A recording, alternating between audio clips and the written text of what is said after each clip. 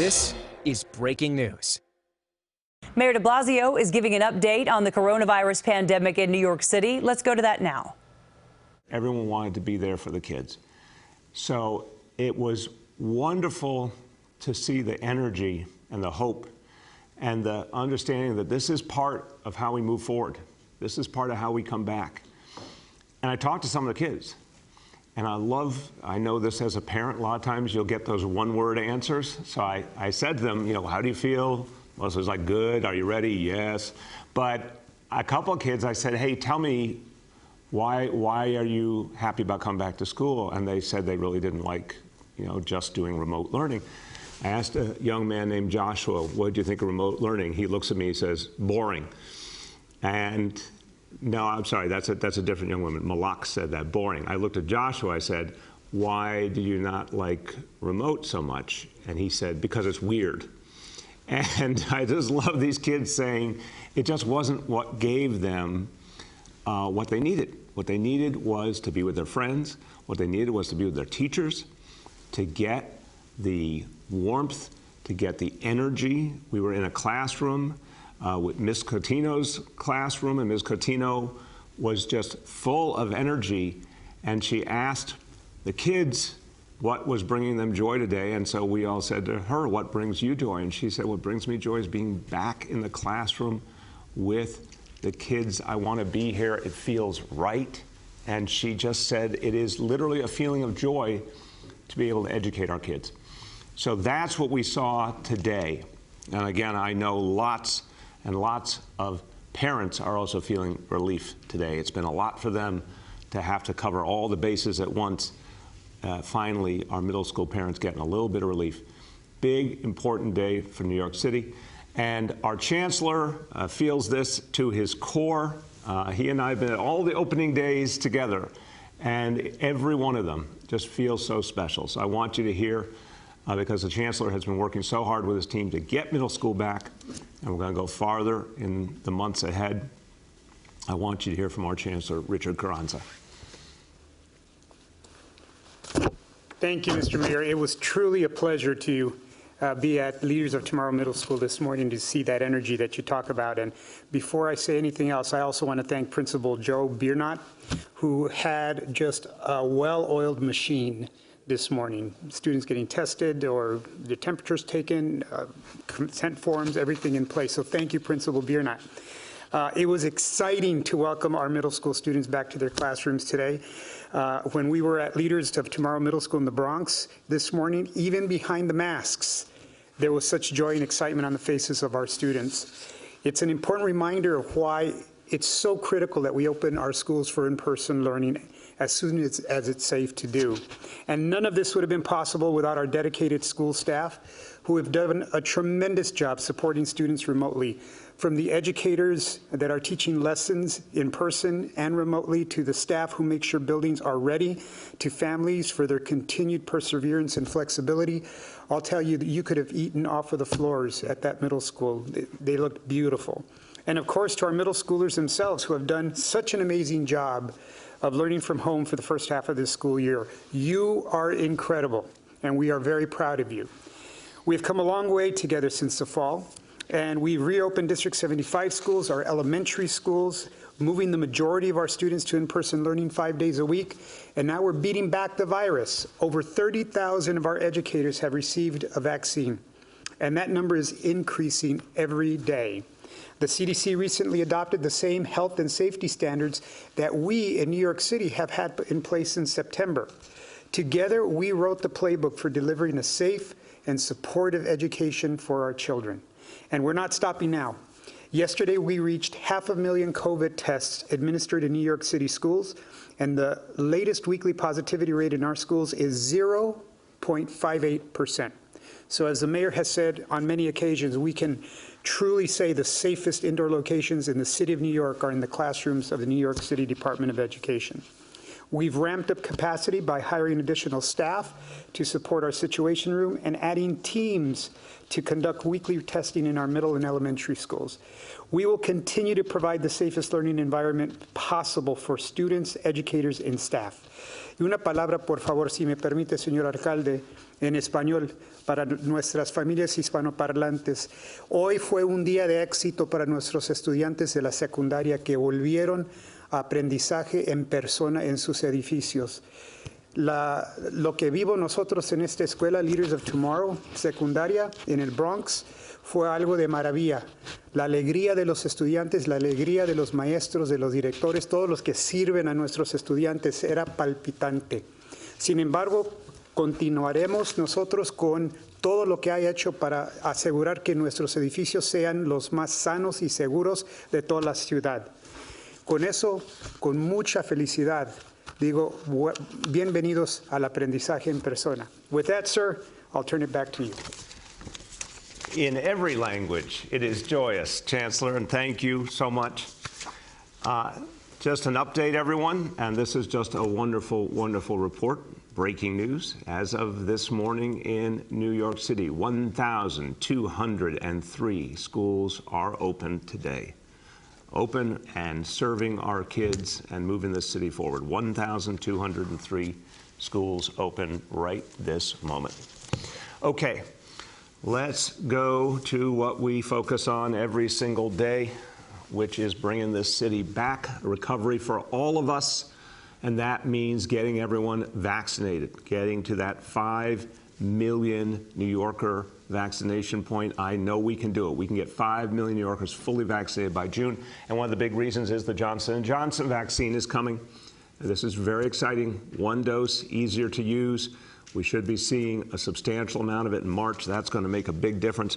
Where are we right now? From day one, number of vaccinations administered. Here we go, 1,614,585 doses.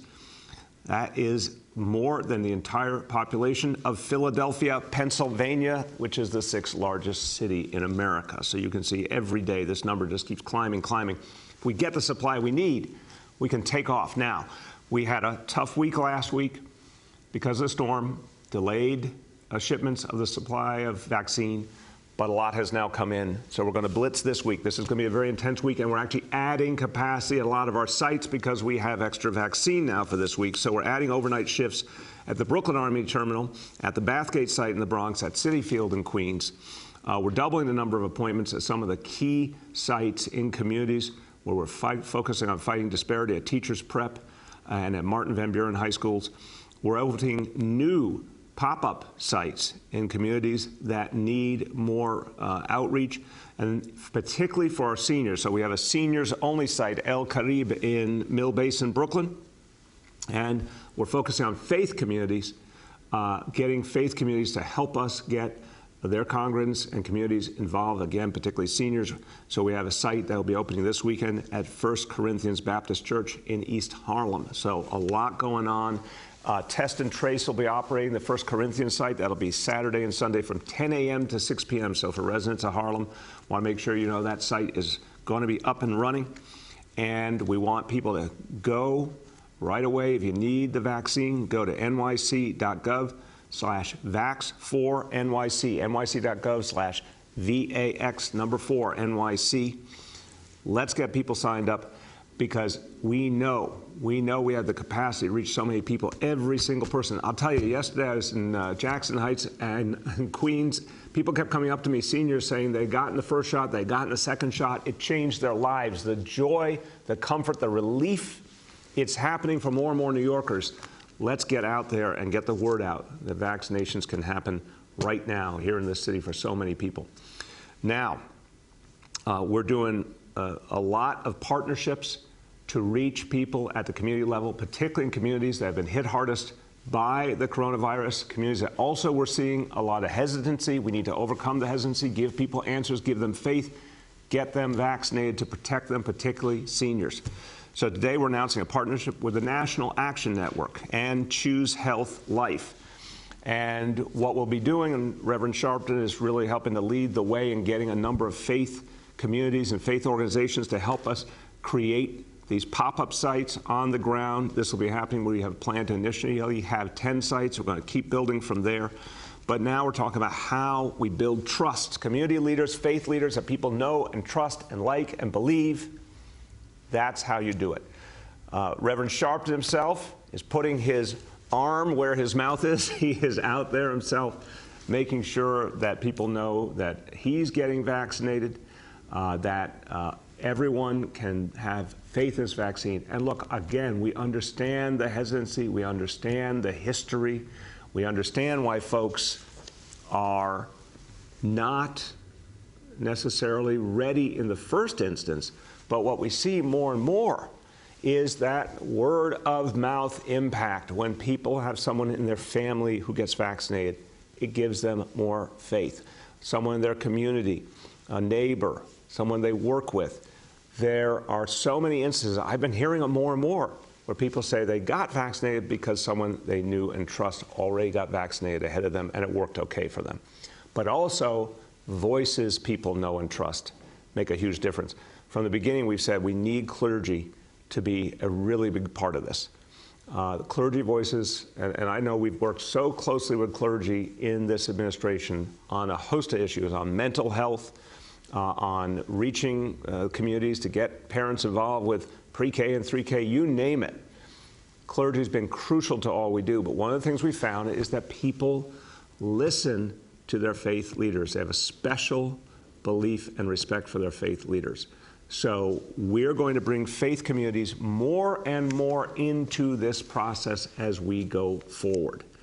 And I want everyone to know that we don't for a moment miss that. If someone's distrustful, if someone has questions, if someone has concerns, that's not something to disrespect. That's something to hear and answer, reassure, give evidence, and again, particularly powerful when folks are able to come forward and say, look, I'm going to be doing it myself. I have faith in it. I respect this process. That makes a world of difference. Okay, let's go on to a couple of things. I want to do our indicators, and then I want to do a special reminder because we have an important day tomorrow, so I want to make sure people know about this because Purim is coming up. But first, let me do the indicators. In your wait. collaboration tools. Hold on one second. We're having a little technical issue here. Are we ready for the... Not yet. Okay, well, come back whenever you guys are ready. Okay, so the indicators for today. Number one, daily number of people admitted to New York City hospitals for suspected COVID-19. Today's report, 259 patients. Confirmed positivity, 67.9%. And our hospitalization rate, 4.15 per 100,000. Number two, new reported cases on a 7-day average. Today's report, 3,158 cases. Number three, percentage of people testing citywide positive for COVID-19. Today's report, 7-day rolling average, 7.12%. Again, special day tomorrow, tonight and tomorrow, the celebration of Purim. I want to make sure that folks know as we celebrate. This is a wonderful, joyous holiday in the Jewish community. It is all about a celebration of life. It is a joyous time. It is a time to focus on the deliverance from evil. It is a time when people really get to celebrate and enjoy, but we also have to be smart and careful. People historically have gathered for Purim, done a big party, but this is a different year. And I want to thank all the community leaders, and particularly the community leaders who focus on healthcare, like the Hatzolah Ambulance Corps, who are getting the word out that, of course, people can and should celebrate Purim, but they can do it safely, be smart about how big the size of the group is, be smart about staying close to family members and not having the big gatherings that are typical. Having a happy and safe Purim. That's what we're urging everyone. So a happy Purim to everyone. Let's keep everyone safe. And when it comes to keeping people safe, our very important priority we've had in our vaccination effort is to focus on some of the New Yorkers who need vaccination the most because they have gone through so much in their lives. Holocaust survivors, we have a special focused effort to vaccinate Holocaust survivors. We're getting more and more people each day. We're working with a number of organizations in the community. I want to thank all the organizations who have been a part of this effort. We're reaching people who have been through so much. We want to make sure they are safe. So we'll continue to deepen that effort, and we want to reach each and every one of the folks who need the help. Okay, at some point we're going to have an additional guest beam in. Hold on, I'm getting a note. Okay, just a moment. Let me do first the Spanish for today, and this goes back to the topic I started with on middle schools. Hoy le mostramos a la nación y al mundo que nuestra ciudad no se deja vencer fácil por la dificultad. Nuestros niños de escuela intermedia ya están de vuelta en las aulas y pronto van a regresar los de escuela superior. Este triunfo es gracias al esfuerzo de maestros y padres de familia y de todos los neoyorquinos que luchan por una mejor ciudad. I want to emphasize that in English. My thanks to the teachers, the educators, the school staff, to the parents, to everyone who has helped us bring middle school back and is going to help us go farther. A great thanks to our chancellor and the whole team at the Department of Education who have believed all along, no matter how big the challenges, we would overcome them. And yes, Chancellor, New York City Public Schools are the safest places to be in New York City right now. Okay, so now we do not have our special guest yet. Oh, now we have our special guest. Okay, so I talked earlier about National Action Network, Reverend Sharpton, and the fact that he is not only helping us to create these new vaccine sites and to bring more and more clergy into the vaccine effort, but that he is going the next step and showing people how important it is to get vaccinated by getting vaccinated himself and talking about the experience and why it's safe and why it's smart for people to protect themselves and their families. So, Reverend Sharpton, I believe you're up at Harlem Hospital today. Is that right? Yes, I am in Harlem Hospital. I've just been vaccinated. I have around 10 pastors with me. I'm putting my shirt back on from being vaccinated. And the pastors from all over different parts of the city, including my pastor in Brooklyn, Dr. Adolphus Lacey, and Pastor Kanan, all of them are here with me. And Mr. Mayor, I talked yesterday with the Vice President, Kamala Harris, who is going in Washington, D.C. today to a pharmacy where they are trying to start bringing vaccines right to the pharmacies. So I told her at the same day she's going to the pharmacies, we're doing this in the city with you and the efforts to reach out because we want to set an example to our community. We've demanded and have rallied saying that we want to have the same access to COVID-19 testing and vaccines as other communities. Now that we are beginning to get that, we have to set the examples to go with the vaccine. We do not need to be the Donald Trumps of this community questioning the science. We need to follow the science. We need to do what it says. I know all of the conspiracy theories. I've looked through them. Tuskegee was letting people suffer and not get shots, keeping the penicillin away. This is the opposite of that.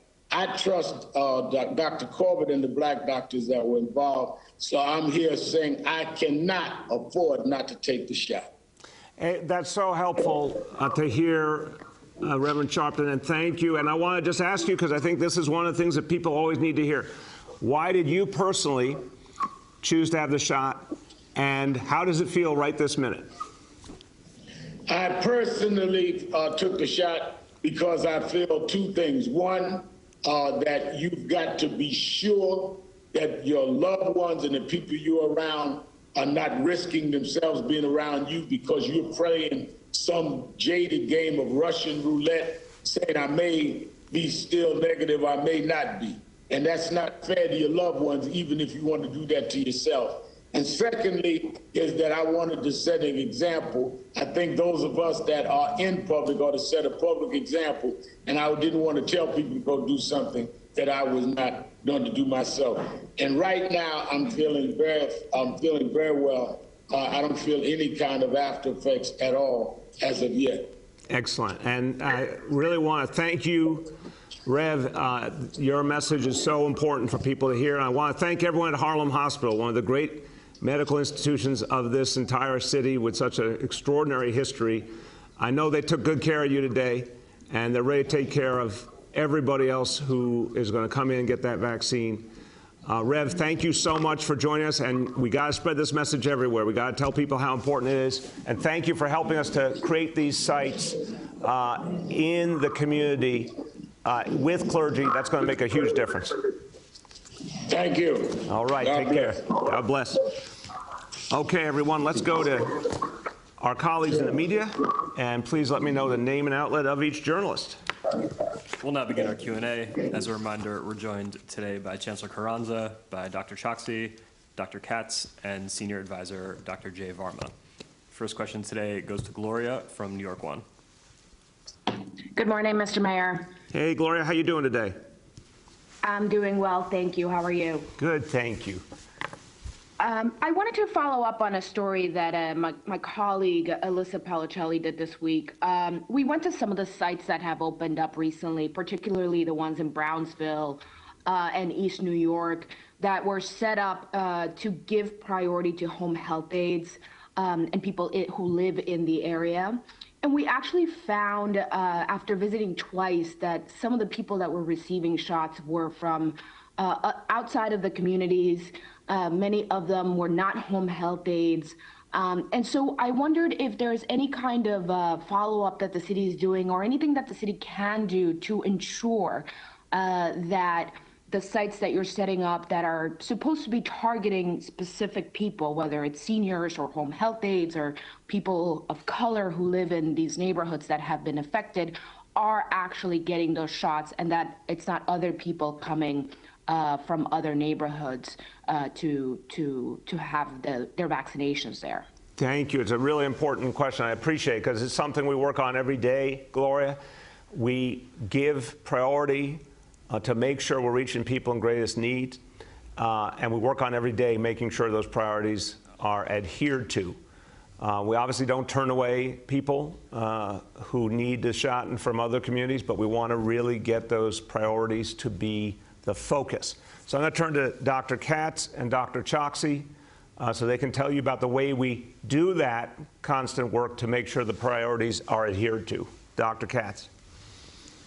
Yes, sir. Thank you so much. And you've said it very well. The goal of setting up these centers is to make sure that we are able to vaccinate people who are doing these vital services and that we reach all sections of the community. We know right now there's a lot of pent-up demand and a lot of different people wanting to be vaccinated. And we all have to remember the goal is to vaccinate everyone, as you have said. There's no bad vaccination, but we do want to work hard to prioritize the people who most need it and get them vaccinated as quickly as possible. Thank you, sir. Thank you. Dr. Choksi. Thank you, sir. What I would add is just to acknowledge that access is the first step. Putting our sites in the places where we know people will most benefit, in the neighborhoods that have been hardest hit. This has been very important to us, and the mayor has charged us with doing that across New York City. But we know that that is only the first step. And so we're also working closely each day with community-based organizations, with faith leaders, as you heard today, and with the associations that represent home care workers and nurses and others when it comes to more specifically targeting certain sites. So we'll keep working on that each day so that tomorrow is better than today. Amen. Go ahead, Gloria.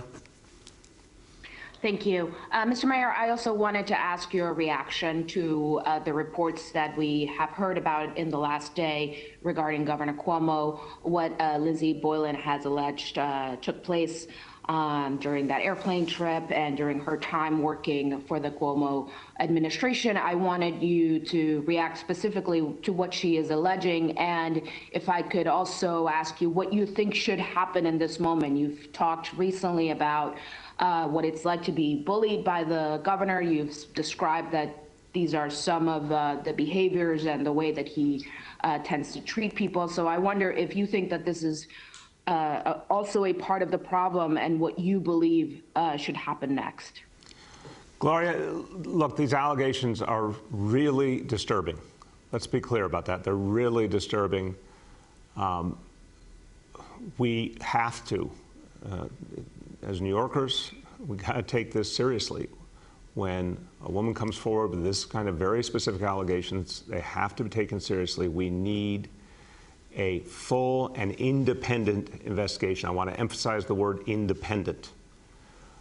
Investigation by some individual or entity that is not compromised, is not something that is dominated by the governor's office, but an independent investigation, because this is just unacceptable. This kind of behavior, if it's true, is unacceptable in any public servant, anybody. So we got to get the truth about this. Go ahead. The next is Henry from Bloomberg. Hello, Mr. Mayor. How are you doing today? I'm doing well, Henry. Starting my day with kids coming back to school, it does not get better than that, honestly. Well, that's good to hear.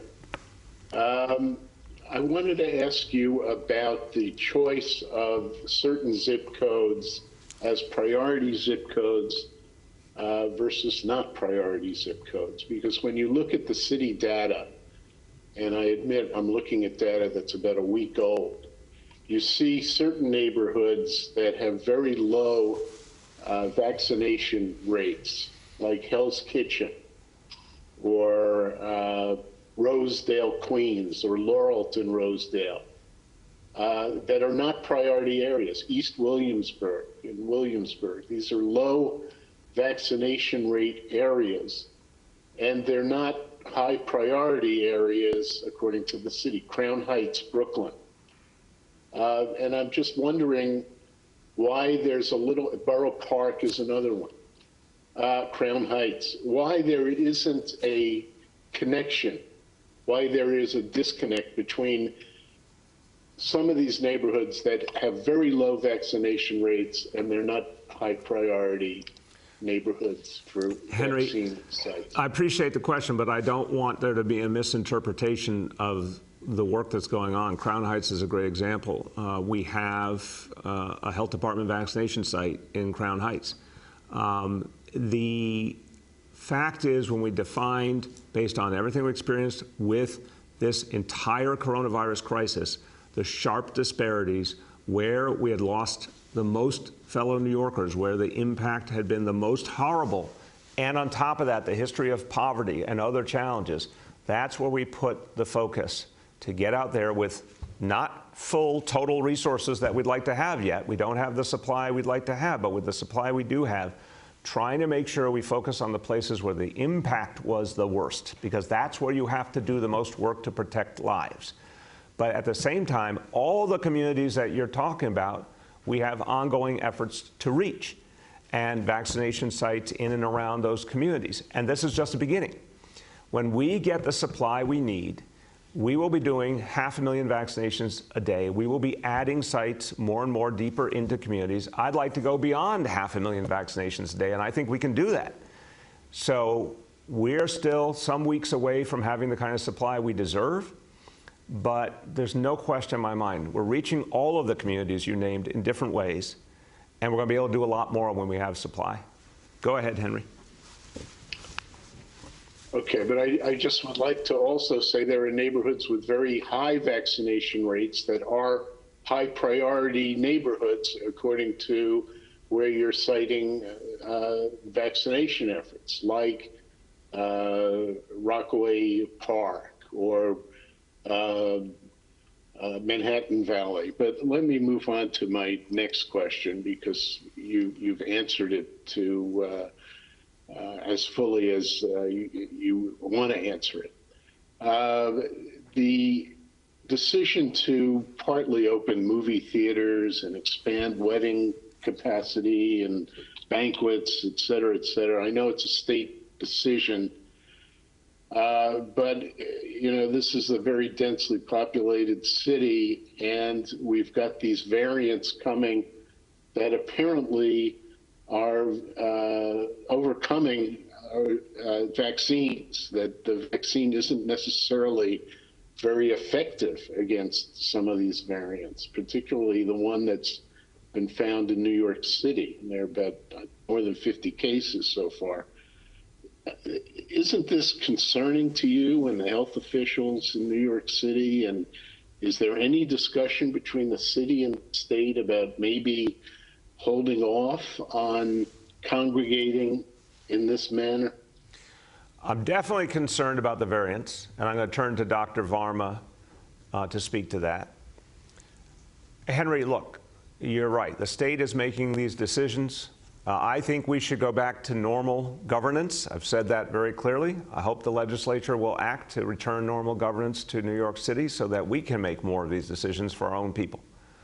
But so long as the state is making the decisions, we're going to do everything we can to ensure people are safe, to make sure there's proper inspections, proper protocols, and we're going to watch very carefully.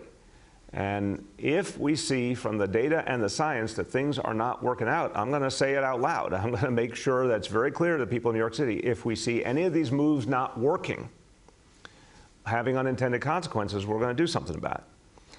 But where I would not agree with you is on your characterization of the impact of the vaccine on the variant. I actually think, in general, the research keeps coming back that the vaccines do have the impact we hope for. And that's something we need to stay focused on. So Dr. Varma, could you speak to that? Yeah, thank you very much. I really want to echo what the mayor's last comment is. There's a gap, unfortunately, in scientific reporting that's going on publicly. People are translating findings that people find in the laboratory, like there is this mutation in this virus, into an outcome of the human. We really don't know enough about human immunity to draw those direct conclusions. That's why we do clinical trials. That's why we collect data continuously. And what we see from trial after trial, including all of the data from Johnson & Johnson, is that the 2 vaccines that are authorized in the U.S., the J&J vaccine, which is likely to be authorized, are incredibly effective at preventing severe illness, hospitalizations, and deaths, the 2 things that we're most concerned about protecting against. And they do that in multiple different places. The J&J vaccine, for example, was studied in the U.S., in South Africa, in Brazil. 3 locations, 3 different types of genetic variants that are circulating commonly. So I really do want to emphasize what the mayor has said, both about the importance of regular preventive measures and getting vaccinated. These vaccines are very effective at preventing people from getting sick. Thank you. The next is Sydney Pereira from Gothamist. Good morning, Mr. Mayor. I also have a question about this new variant. I guess I'm wondering if you and the other health officials could speak to what New Yorkers should think and feel when they're reading this news, and like what it means for how they should act in their day-to-day life based on what we know, particularly about this new variant that researchers from Caltech and Columbia are reporting. And yes, that's the question. Yeah, obviously, we just have seen those reports, and I think it's important we put them in perspective. I want Dr. Varma to do that. So both speak to the recent report, but also your very good question, how should New Yorkers think about it in terms of their daily life? Dr. Varma. So let's start with the second point first, since that is really the single most important message that New Yorkers need to hear is that we need you to continue to do all of the things that we've been doing. We realize this is painful and difficult, but persistence is really important. Follow the guidance on masks, particularly the guidance on potentially wearing 2 masks if you don't have a well-fitting mask. Maintain your distance, wash your hands, get tested, and when your turn comes up, get vaccinated. That is the single most important message that every New Yorker should have. Now, the second thing, and this is where it gets more complicated, is that when you read this news, you need to be a little skeptical of everything you read. Not all variants are of public health concern. Some variants are just that. They're variants. They're just a little bit different. Some variants are variants of interest. They have changes in their structure that might change the virus's property. And some variants are variants of what we call public health concern. They have these mutations, and we have enough data to show that they change whether the virus is more infectious, whether it's more lethal, whether it can change immunity, something else. So right now, at least for the report that we hear, we have from Columbia, we need to just consider this a variant of interest, something that's interesting that we need to follow and track. But it doesn't change anything about our public health concern. We need more data and studies to understand that. And then finally, I would just make a call that we definitely want all of our academic partners to be working closely with us, sharing their data, sharing their findings, because this is a challenging battle, and public health is a team activity, and we really do want all team members to be working together. Thank you. Go ahead, Sydney. Thank you. And could you, Dr. Varma and the mayor and whoever else wants to answer this question, speak to like what the city is now going to do as far as further researching this new variant, and like what is this going to be another one the sequencing lab is looking at, and yeah, what are kind of the next steps for finding out more about this to determine like if it is a public health concern or remains more just a variant of interest, like you were saying, Dr. Varma? Yeah, and Sydney, I'm going to turn to Jay to just finish this point through. But look, I think it's understandable, back to everyday New Yorkers, it's understandable people hear variant. It is a cause for concern, of course. And there's something about it that's unknown, and that gets people worried. I don't blame anyone who's feeling that way. But I want to really take the essence of what Dr. Varma is saying here. Until there's evidence that tells us that a variant is not handled well by vaccine, for example, or a variant has different impacts, we shouldn't assume the worst. We should say we need the full truth. We need the facts. Because so far, the experience with the variants has been, even where there's been some proof of being more transmissible, for example, it has not changed the reality. It has not changed the impact of the disease. It has not changed our ability to fight the disease with the vaccine and all the other measures we take. So I want to demystify a little bit until there's hard facts. It's stay the course, use the strategies that are working. But Dr. Varma, you want to finish out that question? Yeah, no, absolutely. And just to emphasize, we have been working incredibly intensively on improving our ability to detect these new strains. The city health department's laboratory has been working nonstop. We have our pandemic response laboratory, and we have all of these academic partners who have been working well with us.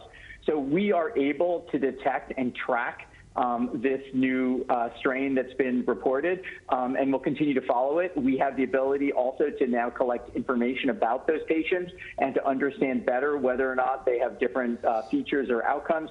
And through our test and trace score, which is the best performing test and trace score in the country, has the ability to also track, if somebody was infected, did they spread it to other people more often than something else? And that's really the key here. You need to piece together three pieces of information: the virus, what you study in the lab, what happens to the person who gets sick and maybe hospitalized, and then what happens to all of their contacts. And that's really what our health department, our test and trace score, and all our laboratories are really well designed to do.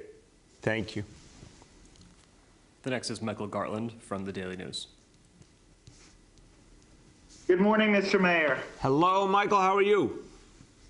I'm good. So I've got another question on these variants. Can you talk about, or the top health officials on the call, how prevalent these new variants are that were reported in the Times yesterday, where we're seeing clusters of them throughout the city, and is there any evidence to indicate that these variants are what is causing the infection rate in the city to remain? I know it's going down, but it's not going down at the same rate as other parts of the state and the country. And I was wondering if there's any indication that the variants are responsible in some way or another for that. I'll turn to Dr. Choksi, but just to say, we talked about this a couple of times this week. Our difference from the rest of the country, besides the fact that we're one of the most densely populated places in the country, and that certainly is a place where the coronavirus has more impact. Obviously, the poverty that adds to the challenges. But really, it's also that we're testing much more than almost any place. And so we're getting a truer measure of what's happening. I would dare say in a lot of parts of the country, the data is a little more questionable because there just isn't as much testing going on. So again, we believe in a lot of testing, we believe in a lot of transparency, but that may seem to present a number higher when in fact I suspect we're not seeing the whole picture of how high the rates are in some other places. That's my preface. Now to Dr. Choksi. Thank you, sir. And just to answer the specific questions first, no, we don't have any evidence at this point that the variants are, this New York variant, the B1526, is what is contributing to the trajectory of cases, which we should emphasize continue to decrease. We also don't have any evidence at this point that the variant is concentrated in certain parts of the city. And I want to just take the opportunity to emphasize some of the big picture here, because that's what we have to hang on to. The science around this is just less established compared to other variants like the UK variant, which we are tracking very closely as well. And so as we get the information from these new studies, while they are important, as Dr. Varma said, they remain quite exploratory with respect to the real world effects. And that's the most important thing from the public health perspective. Whether it's a new strain that spreads more easily or causes more severe illness or reduces vaccine effectiveness, we have no indication that that's the case yet. So we'll continue to collaborate with our partners on those important scientific questions, but we shouldn't let our scientific understanding outpace what we know works today with respect to public health precautions. Amen. Go ahead, Michael. My second question has to do with Terry Monahan and his departure from the NYPD. Does that have anything to do with the Attorney General's lawsuit in which his name figured in? And there have been reports that he's going to remain in an advisory role. Is that accurate? And if it is, what would his responsibilities be as remaining on the advisory role? Michael, we're going to have so answer to your first question about the Attorney General, the answer is no. In answer to your second question, we're going to have a bonus press conference today at around 12 noon. And we'll be speaking about the important developments at the NYPD. So I'm going to not speak to the second question yet. I'll talk about that at the next press conference. The next is Marcia from WCBS. Good morning, Mr. Mayor. I'd like to go back to the op-ed piece that Karen Hinton wrote, where she sort of lumped you in with Governor Cuomo in terms of how you treat your female staff. She said that you had acted towards them in a condescending fashion and made them feel less than, and I guess her word was marginalized. I wonder how you feel about that and whether you think that there should be an independent investigation. I don't think it's accurate at all. As I talked about yesterday, from the beginning of this administration to this moment, our leadership team has been majority women. 4 out of 6 deputy mayors right this moment. The head of our recovery effort, who we announced this week, Lorraine Grillo. These are folks who I have turned to, believe in, listen to, respect. We all talk through the issues, and these are incredibly tough issues, and we'll have real conversations to figure out how to get where we need to go. But my respect for the women who are playing such a crucial leadership role in this administration is clear by the choices of the folks I've made and the leadership and impact they're making. So that's the truth. Go ahead, Marcia. So I guess a lot of people are wondering about why Lindsey Boylan, at the time this happened, didn't go to a police officer or a law enforcement person to report her concerns, and why she's going public now. Do you have any thoughts on that? Marcia, I can't speculate on that. I know we need a full and independent investigation. I mean, this is a very serious charge. We've got to know the truth, and we've got to know the truth from an investigator or an investigative entity that is truly independent, that can actually get to the truth and not feel that in some way they're not allowed to pursue the truth. So we got to get that done the right way. That's the important thing at this point. The next is Rima from Chalkbeat. Hi, Mr. Mayor and everyone on the call. How are you doing? Good, Rima. Were you with us this morning?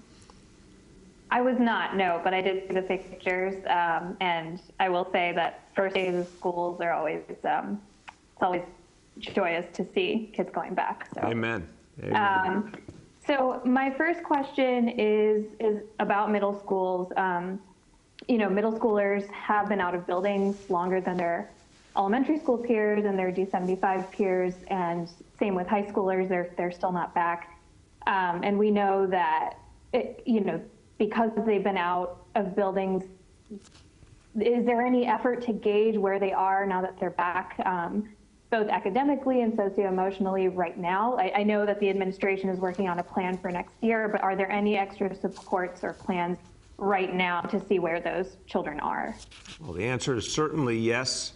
I'll turn to the Chancellor. We're really excited about what we'll be doing in the fall with academic screening for all the kids and mental health screening. But that work obviously has been continuing this year, even though with the challenge of remote, we all know we can't do it as well as we can in person. It's great to have the kids back because it will allow for, right now, the ability to get a better take on what's going on with them and to help them right now. So, Chancellor, could you speak to that? Yes, sir. So, Rima, in addition to obviously all of the work that our teachers continue to do remotely and in person to gauge where students are academically in their trajectory, we also have provided a number of resources to teachers as well that will help them to assess not only the academic status of their students, but also the socio-emotional status of their students, screeners. We've trained thousands of teachers already. We continue to train teachers. We've trained principals. That will only ramp up as we plan for a return in the fall. That being said, teachers know their students best. So I can't tell you how many of the schools that I've visited, both in person and through a virtual platform, in which teachers are conducting these kinds of inquiries into where are you in terms of learning for students, but also where are you in terms of how are you feeling, what's bothering you, what do you like. The mayor and I observed today one of those activities where they spun virtually a wheel, roulette, and then it landed on a question, and the question happened to be, what brings you joy? Now, during this pandemic, obviously, we've all had to deal with the trauma of the pandemic, but just giving a student the opportunity to flip the question instead of what are you dealing with into what brings you joy allowed children and adults to actually express what does bring them joy, which connects them to, again, the better parts of the social-emotional landscape in their classroom. So there are a number of things that teachers are doing and schools are doing, and it looks different in every school, but every school, every community, every classroom knows their children better than anyone else. And our hope is to build on that and give a superstructure, if you will, as we return to fall. Amen. Go ahead, Rima. Okay, so my second question is about standardized testing. I'm sure you're aware of the federal government's decision this week that mandates standardized testing, but there's going to be a lot more flexibility in how those tests will be offered. Now, this is, of course, this is up to the state education department, but given New York City's vast size and how different children are learning differently this year, more than ever, I'm wondering if you have any sense for what sort of standardized testing could best work. We do know that the state has declined to do any remote testing because they believe it's not feasible. So what are some things that you're thinking could best work for those tests this year? And generally, what are your thoughts on the US DOE's decision? Rima, look, I'll turn to the Chancellor, but just say we're all concerned, given everything that has happened, about whether high-stakes testing is going to get us a true measure of what's going on. Obviously, I've been concerned about the problems with high-stakes testing for many years. But my sense of the federal action is it actually gives a tremendous amount of flexibility. So I want us to really carefully study what's going on and work with that flexibility. Chancellor. Thank you, Mr. Mayor. So, Rima, we continue to work very closely with the Commissioner and with the Chancellor, quite frankly. The federal guidance did give some flexibilities, absolutely. But we've continued, and I've continued with them to engage with federal authorities around really highlighting from a grassroots perspective what are the challenges in summative assessments. Now, summative assessments, and I join with the mayor, I've never been a fan of summative assessments. There's a famous educational researcher named Doug Reeves who said summative assessments are autopsies. You don't learn anything from them. It's at the end of the year. We should be doing formative assessments, which are much more like physical exams. It gives you information right now that you can act on as a teacher. Where are the gaps? Where have children fallen behind? Where can you intervene? We are much more, I would say we are totally focused on formative assessments and supporting schools that are already implementing formative assessments. Now look, now as an educator, there is no question. We know that children have fallen behind. That is the whole genesis that undergirds our COVID plan. Return to learning plan. So we know that. We don't have to give a summative test for that. So as an educator, I would say to parents, there is an opt-out. And if there's ever a time for parents to consider whether that opt-out makes sense for you, that is the time. This is the time. Because we do not want to impose additional trauma on students that have already been traumatized and then say we have to test students that are in person and not students that are in remote. And it just makes no sense in a pandemic to apply the rules of the past, pre-pandemic, to a pandemic situation. So as I said, the commissioner and I continue to work very closely together on this, and we will be very, very transparent with our community around what are the options that we have while we continue to advocate at the federal level for, let's have a real common sense policy in this regard. Thank you. Go ahead. We have time for two more for today. The next is Ruvain from Chalkbeat, from Hamadia. You changed his outlet midstream. I thought I got a new job for a minute. Good morning, Mr. Mayor. How you doing? You have range, Ruvain. You could go anywhere and be great. Thank you, thank you. I hope my boss is not listening. Yeah. But I have a question about the delivery of vaccines to homebound seniors. I know you've been talking for a while about how you look forward to the Johnson & Johnson. This way you could only bring one, you could just have one shot instead of two. But the Johnson & Johnson vaccine has been shown to be considerably less effective than Pfizer and Moderna. These homebound seniors are, presumably at a lot more risk if they catch COVID. They often have, comorbidities and such. So isn't it a risk here that we're giving them something less effective? No, I really don't believe that's the case. I want to turn to Dr. Katz. What matters most when we're vaccinating a senior is to protect their life, to protect against any potential they could lose their life to COVID, to protect against the worst impacts of COVID, to protect against hospitalization. From everything I've heard from our medical team, Johnson & Johnson vaccine does that well, does it with one dose only, does it with much less refrigeration, so it's exactly the right kind of vaccine to go to buildings where seniors are and do that one-on-one vaccination. No, I would argue it's exactly what we do need. Dr. Katz, could you speak to that? I only wish, Mr. Mayor, I could give you an honorary medical degree for your answer to that question. Absolutely. What we as doctors, as New Yorkers, should care about is preventing serious hospitalizations and deaths, and the Johnson & Johnson vaccine is every bit as good as the Pfizer and Moderna at preventing those serious outcomes. And the fact that it's a single dose and that it does not need special refrigeration will make it so easy. I can't wait till March when I'm vaccinating my patients at Gouverneur with that vaccine. I have full confidence in it. Thank you, sir. Thank you. Go ahead, Ruvain. Now, correct me if I'm wrong, but the studies have been shown with Pfizer and Moderna that even, specifically Pfizer, that even one shot is something like 85% effective, which is, again, more than the one shot from Johnson & Johnson. So if we're doing, once we want to say that for the seniors and want to do one shot, wouldn't the single Pfizer or Moderna shot be at least, if not more effective than the single J&J shot?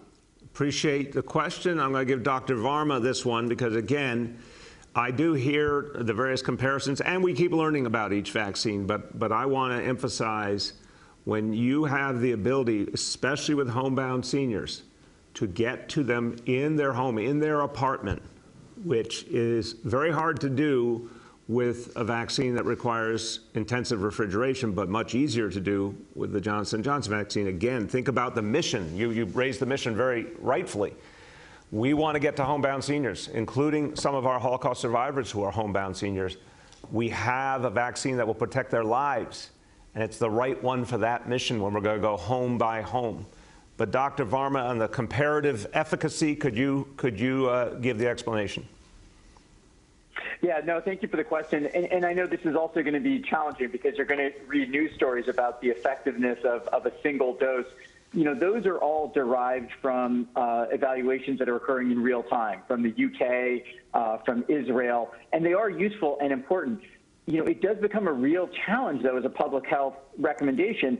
What is our standard of certainty? And because vaccines are being given to healthy people, and people already have enough concerns about, you know, whether this is dangerous in some way to them, you know, we feel really strongly that right now we're going to have the capacity to vaccinate people. We should follow the current guidance from FDA and CDC, which is to give 2 full doses of the Pfizer or Moderna vaccine, and assuming the J&J vaccine gets approved and authorized in the next few days, to give them that single dose.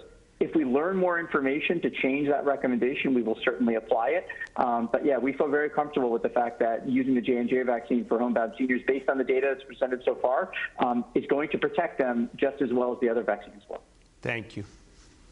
Last question for today goes to Ben Ivansky from Fox News. Hi, Mr. Mayor. Thank you for taking my question. First question, given the growing criticism and problems facing the governor, do you think it's time for him to maybe take a time out and deal with his problems rather than continue to deny everything and take a look at them directly and deal with them? Well, Lord knows I'm not here to give him advice, nor is he listening. But the point to me is we need a full investigation. We need a full investigation, independent investigation of what happened with the nursing homes, what happened with the thousands of people who died. Their families have not gotten answers. We don't understand whether the truth was told or not. We know information was not given on a timely basis. We know mistakes were made. We know that we have not had an accounting that tells us how to save lives going forward and change the approach to nursing homes. So we need that full investigation, and we also need a full independent investigation of these new allegations of sexual harassment. That's what needs to happen. Regardless of what he does, that's what needs to happen. Go ahead. And just a second question on schools, given that the last opt-in was offered in November when we still didn't have a vaccine, and given the positive progress, now we do have a vaccine, do you think that opt-in should be offered, or when will another opt-in be offered to parents? It's a great question. Look, let's do things a little bit in sequence. Right now, job one today, bring back middle schools, bring them back strong. 1,200 schools open in New York City. That's fantastic. Next step is to move to bringing back high school. We are also watching for that turning point, which I really hope we'll see soon, where as vaccination levels rise and case levels decline, we might see a much better healthcare situation. We might then be in a point where we could do a new opt-in and bring more kids back. But we're not there yet. We have to get evidence that we're there, and we obviously are watching these variants in particular, which are still an X factor here. So I would say to you, middle school today, high school soon, and then the hope for the window to open for another opt-in during this school year.